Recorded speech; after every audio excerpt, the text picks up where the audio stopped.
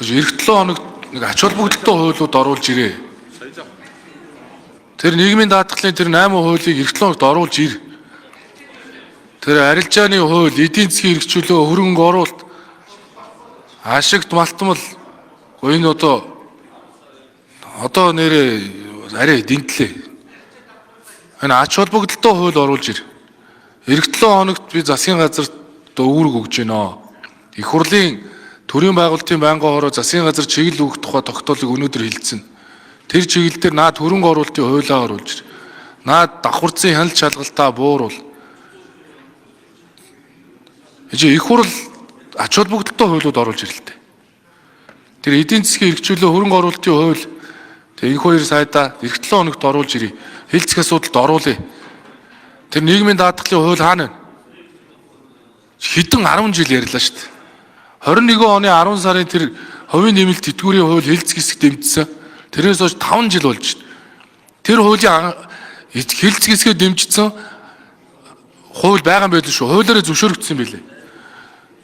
Болохгүй бол хувийн нэмэлт тэтгэврийн миний анхны санаачсан хуулийн 10 сарын 3-нд баталсан хэлцэх хэсгийг дэмжснээр би өнөөдөр анхны хэлэлцүүлэгт бэлтгүүлэхээр ажлын хэсэг байгуулна шүү. Тэгээ одоо ингээд нийтээр тэмдэглэх баяр ингээд яриад сууж штэ бид нар. За өнөөдөр их хурлын тогтоолоор үүрэг өгнө. Тэгээд тэр түрүү яригдсан асуудлуудаар засгийн газар эх 7 хоногт оруулж ирээд асуудлыг хамтдан шийдээд явах ёстой. Эдэр бат гишүүний тамхины хуулийн ажлын хэсэг ч гэсэн энэ хуультай уялдуулж засгийн газраас энэ өргөн мэдүүлэх онцгой албан татварын хуультай уялдуулж хуулиа боловсруулах ёстой. За эх 7 хоногт мөн тэтгэврийн холбоотой нийгмийн даатгалын хуулиудыг засгийн газар оруулж ирэх хэрэгтэй байна. Эх 7 хоногт хэлэлцээ. Оруулж ир. Суур өглөөргаар нь авч үзэхгүй бол цаг хугацаа алга. Монгол банк арилжааны банкудтай уулзалт хийсэн.